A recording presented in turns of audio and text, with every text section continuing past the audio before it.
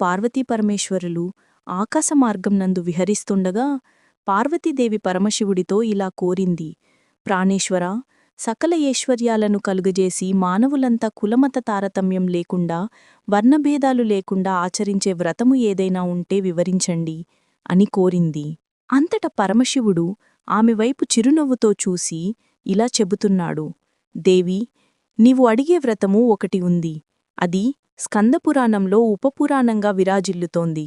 దానిని వశిష్ఠ మహాముని మిథిలాపురాధీశుడైన జనక మహారాజుకు వివరించారు. అటు మిథిలానగరం వైపు చూడు అని ఆ దిశగా చూపించాడు. మిథిలానగరంలో వశిష్ఠుడి రాకకు జనకమహారాజు హర్షం వ్యక్తం చేస్తూ అర్ఘ్యపాద్యాలతో సత్కరించారు. ఆపై కాళ్ళు కడిగి ఆ నీటిని తన తలపై జల్లుకుని ఇలా అడిగాడు: ఓ మహామునివర్యా, మీ రాకవల్ల నేను, నా శరీరం, నా దేశం ప్రజలు